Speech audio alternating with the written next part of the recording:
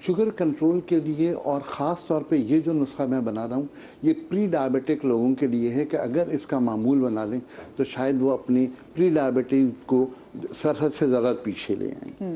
इसमें जो सबसे पहली चीज़ है वो है कलौंजी। कलौंजी 1 चमचा, मेथी दाना 1 चमचा। अच्छा, कलौंजी ब्लैक सीड है, मौत के अलावा हर मर्ज की दवा है। फेनुग्रीक, कलौंजी, मेथी दाने के बारे में एक बड़ा मशहूर सा मकूला है कि जिसने मेथी दाने की कीमत को पहचान लिया शायद वो सोने की कीमत से खरीदे। ये आम तौर पर मशहूर है कि ये एक हदीस है, लेकिन तहकीक शुदा बात यह है कि ये एक हकीम का कौल है, ये हदीस नहीं है। इसकी क्लियरेंस ज़रूरी है। तीसरी चीज़ जो मैं डाल रहा हूँ इसके अंदर वो है गुड़मार बूटी। तकरीबन इसी वज़न के बराबर हम इसमें गुड़मार बूटी इसमें ऐड कर दें। जो गुड़मार बूटी है इसके बारे में जो अब नई तहकीक यूरोप में आ रही है, ये वाकई अब शुगर के लिए दवाएं इससे बनने लगी। चौथी चीज़ जो इसमें डाल रहा हूँ ये करेला खुश्क है, बिटर ग्राउंड। इसके बारे में किसी को भी कोई शुबा नहीं है कि ये शुगर लेवल को कम करता है। बहुत सारे इस पे बात हो चुकी है, लिहाजा इस पर बहुत लंबी बात मैं नहीं करना चाहता। इसमें जो पांचवी चीज़ है वो है जामुन की गुठलियाँ। ये सैजिजाइनम जम्बोलम है। सैजिजियम के नाम से दुनिया में एक नहीं 20 दवाएं बनती हैं जो शुगर लेवल को कंट्रोल करने के लिए मदद करती हैं। जैसे आगा साहब, जब लोग आम खाते तो लोग आम की बात करते हैं, अच्छा जी आपका शुगर लेवल बढ़ेगा तो आप दो तीन जो है जामुन के दाने खा लें। और एग्जैक्टली यही बात है। बहुत सारे लोग कहते हैं कि आम बहुत गर्म है, मैं उनसे पूछता हूँ कि किस मौसम में खाते हो आम? जून में? गर्म आम जून में खाते हो, और ठंडे कीनू जो है वो आप सर्दी में खाते हैं। लेकिन बात यह अल्लाह का निज़ाम इसी तरह है। और अल्लाह के निज़ाम की बात करूँ, एक छोटा सा जुमला और दोहराऊंगा कि जुलाई में जब बारिशें हो जाएंगी तो बारिशों के बाद जब पानी जोहड़ों में जमा होगा और वहाँ पर मच्छर पैदा होंगे, उस वक्त आपको बाजार में मिट्ठे मिलेंगे जो कुनैन से भरपूर है। ये अल्लाह का निज़ाम है। हम जिस चीज़ की बात करें वो सैजिजाइनम जम्बोलम है, ये है जामुन की गुठलियाँ। अब इसमें इस पूरे नुस्खे में शुगर के लिए तकरीबन तमाम दवाएं जो हमारे हर्बल लाइफ उसमें है, हर्बल में ये तमाम चीज़ें मुकम्मल हो गई। लेकिन मैंने इसमें एक चीज़ का और इजाफा किया और वो है ½ टीस्पून काली मिर्च। काली मिर्च को अगर हम देखें तो ये एंटी कोलेस्ट्रॉल है। और बहुत सारे केसेस में होता यह है कि डायबिटीज़ जब बढ़ती है तो जो पेंक्रियास से लाइन आ रही होती है, जो सप्लाई कर रही होती है, उस सप्लाई लाइन में कहीं एक फैट का टिश्यू दरमियान में फंस जाता है और उसकी वजह से डायबिटीज़ होती है। इसलिए कि इंसुलिन प्रोडक्शन हो रही होती है लेकिन सप्लाई नहीं हो रही होती। और इसीलिए आम तौर पर मैं बहुत सारे लोगों को कहता हूँ जिन लोगों का ट्राइग्लिसराइड बढ़ा हुआ होता है, नॉर्मल है, हर चीज़ बिल्कुल ठीक है, लेकिन उनकी सिर्फ चीज़ बढ़ी हुई है, तो मैं उनसे हमेशा ये कहता हूँ कि शायद आपके पेरेंट्स में किसी को शुगर है, आपकी जीन में शुगर मौजूद है, इसको ज़रा डिटेक्ट कर लीजिए।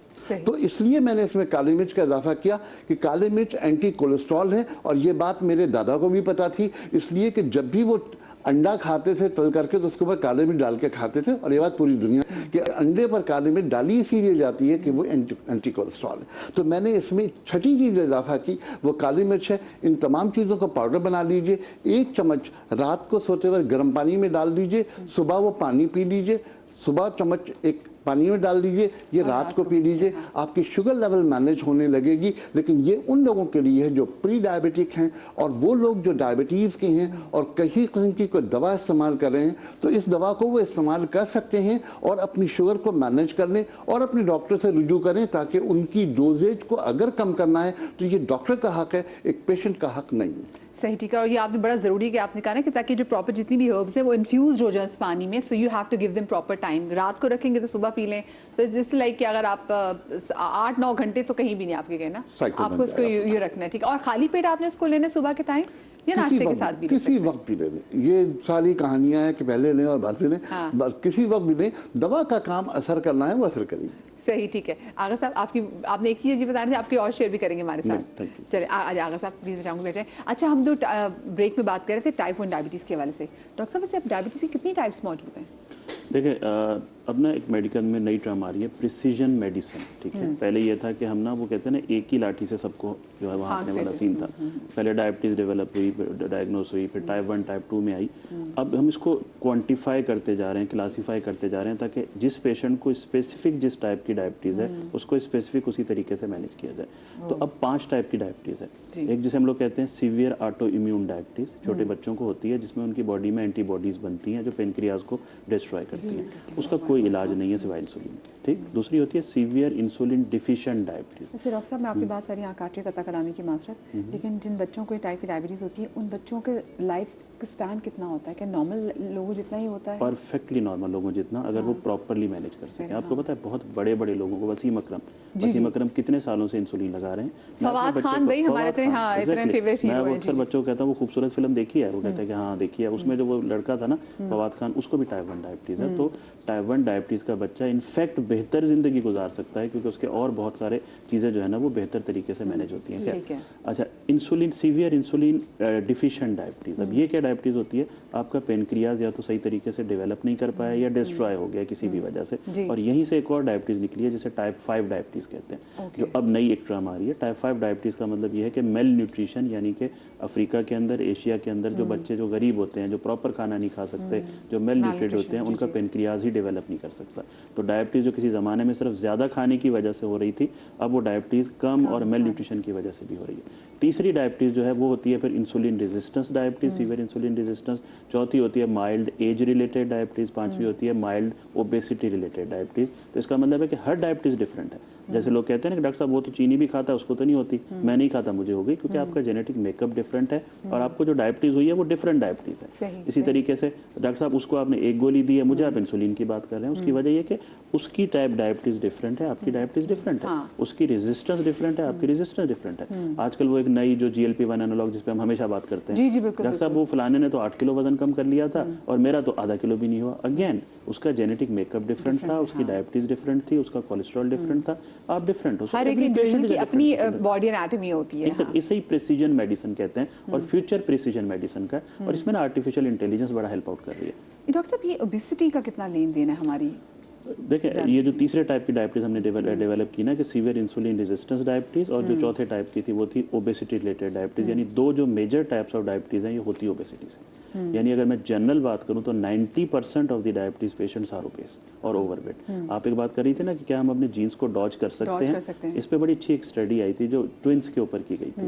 हालांकि वो स्टडी बेसिकली इथिकली शायद इतनी स्ट्रांग नहीं थी। उन्होंने क्या किया कि एक ट्विन जो है उसको उन्होंने बहुत सीवियर किस्म की जो है ना कैलोरी डिफिसिट डाइट दी, और दूसरे ट्विन को नॉर्मल खाना देते रहे, और उनकी फैमिली हिस्ट्री काफ़ी स्ट्रांग थी। अच्छा, इंटरेस्टिंगली जिसको नॉर्मल खाना देते रहे उसने टाइप 2 डायबिटीज़ जल्दी डेवलप कर ली, और जिसको नहीं दिया गया, जिसको बहुत अच्छा लाइफस्टाइल दिया, नहीं किया। तो इसका मतलब जीन तो सेम होते हैं ना। तो आप जीन्स को डॉज कर सकते हैं जब आप जीन्स को एनवायरनमेंट डिफरेंट देंगे। जब तक आप वो एनवायरनमेंट, हमने क्या किया, हमारे जीन्स तो डिफिशिएंट हैं, डॉक्टर सुमेरा कह के गई कि हमारे जीन्स में फॉल्ट है, वाकई ये बात है, एशियंस का तो BMI भी कम है, लेकिन हमने सिर्फ उस फॉल्ट को पकड़ के और हमने उसको इतनी बुरी एनवायरनमेंट प्रोवाइड कर दी है कि अब हम पूरी दुनिया में ओबेसिटी के अंदर, कोलेस्ट्रॉल के अंदर, हाइपरटेंशन के अंदर, डायबिटीज के अंदर पहले नंबर पे। हमें भी तो इंटेलिजेंट प्ले करना है ना। एग्जैक्टली, आप जीन्स को डॉज नहीं कर सकते, जीन्स को चेंज नहीं कर सकते, लेकिन आप कम से कम उन जीन्स को एक्टिवेट होने से रोक सकते हैं। आप उसके मिजाज को देख के चल सकते हैं। डॉक्टर साहब, प्रिवेंशन की तरफ अगर हम जाने की कोशिश करें, क्योंकि देखिए जैसे ओबेसिटी की बात करें तो ओबेसिटी इज नॉट कि ठीक है, ये भी जड़ है बहुत सारी बीमारियों की, कि अगर आपको डायबिटीज़ भी होती है तो इसका किडनीज पे भी तो एक बहुत लोड है ना ओबेसिटी का। देखिए, प्रिवेंशन की हम बात करें किडनी के हवाले से या बाकी सारी कॉम्प्लिकेशंस वाले से, तो जो सारी कॉम्प्लिकेशंस हैं उनकी प्रिवेंशन हमारे पास लोग उस वक्त आते हैं जब वो इफ़ेक्ट हो चुके होते हैं। मैं किडनी का फिजिशियन हूँ, मेरे पास मरीज़ उस वक्त आता है जब उसके पेशाब में प्रोटीन आना शुरू हो जाता है या उसका खून का टेस्ट क्रिएटिनिन बढ़ जाता है। प्रिवेंशन उस वक्त नहीं होती, प्रिवेंशन उस दिन से होगी जिस दिन उसको डायबिटीज़ डायग्नोज हुई।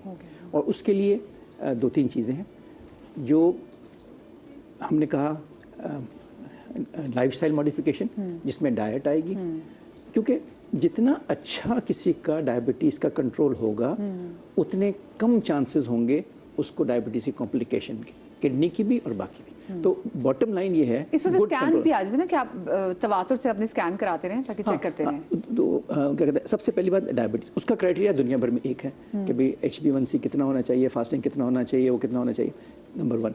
अच्छा, लाइफस्टाइल मॉडिफिकेशन है, फिर ड्रग्स हैं। जब कोई कॉम्प्लिकेशन हो जाए हार्ट की या किडनी की या कुछ हो जाए, तो फिर उसके बाद हम उसको प्रिवेंट नहीं कर सकते, उसको हम स्लो डाउन कर सकते हैं। जो प्रोसेस है उसका, जो 6 महीने में होना है वो ज़्यादा देर में होगा, साल में होगा, 2 साल में होगा, जो 5 साल में होना है वो 10 साल में होगा, उसके लिए फिर वही बात है, गुड कंट्रोल ऑफ डायबिटीज़। अगर ब्लड प्रेशर है तो good control of blood pressure, lifestyle, exercise, diet, और प्लस उसके बाद कुछ दवाइयाँ हैं, उसके काफ़ी ग्रुप्स हैं, 3-4 ग्रुप्स हैं दवाइयों के। मेरे ख्याल में लेना, आई डोंट नो एक जनरल प्रोग्राम में कि वो होगा, मगर जो भी अपना है वो अपने मालिक से बात कर सकता है कि भाई मैं कौन कौन सी दवाइयाँ लूँ जिससे मेरे किडनी को और हार्ट को। इसमें शुगर की दवाइयाँ भी हैं, इसमें ब्लड प्रेशर की दवाइयाँ भी हैं, इसमें कुछ और दवाइयाँ भी हैं जो उसके हो गए। तो मैंने कहा कि पहले दिन से प्रिवेंशन होगी। जब डिजीज़ हो गई, जब किसी ने कह दिया कि अब आपको किडनी इन्वॉल्वमेंट हो गई, उसके बाद फिर प्रिवेंशन नहीं होगी, उसके बाद सिर्फ स्लो डाउन किया जाएगा। मगर जो मेरे दिल में सबसे अहम बात है और जो इस प्रोग्राम के तवज्जो से और आज के दिन से महसूस होनी चाहिए कि हम उस वक्त से क्यों शुरू करें, या जब प्री डायबिटिक हो जाए या जब डायबिटीज़ हो जाए, हम उस दिन से क्यों ना शुरू करें जब एक आदमी है जो प्रोन है डायबिटीज़ को, उसको बचाएं। तो जिस तरह बात हुई कि बच्चे हैं, ओवरवेट हैं, उनका लाइफस्टाइल है, स्कूल में जा रहे हैं, तो मैं तो ये कहता हूँ कि भी खुद भी कहता हूँ और जो मरीजों से भी कहता हूँ कि जब हम एक हमारा छोटा बच्चा है उसकी हम करियर प्लानिंग कर रहे हैं कि भाई किस स्कूल में जाएगा, ओ लेवल, ए लेवल, मैट्रिक कहाँ से करेगा, कहाँ पे किस यूनिवर्सिटी में जाएगा, नौकरी क्या करेगा, तो उस वक्त हम ये भी देखें ना कि हम ये देख रहे हैं कि इसका उस वक्त हमारा फोकस है कि इसका लेवल ऑफ एजुकेशन क्या होगा और इसकी जॉब क्या होगी, इसका प्रोफेशन क्या होगा। उस वक्त हम उस दिन क्यों नहीं सोचते कि how would you like to see him at the age of 30, how healthy he would be at the age of 30। तो ये आपको उस दिन से क्यों नहीं करते? बचपन से ही आपको जो इसकी फिजिकल एक्टिविटी उसको बढ़ाना भी होगा, वक्त बड़ा मुख्तसर है। वालिद के तौर पे मेरी जिम्मेदारी ये भी तो है जी, ना, बिल्कुल सिर्फ ये करियर में उसको सक्सेसफुल बनाना तो नहीं है ना। आप इट्स सब my responsibility to make him, बिल्कुल सही बात है जी, आप that he keeps remains healthy. मेहमानों, आप सब मेहमानों को बहुत शुक्रिया।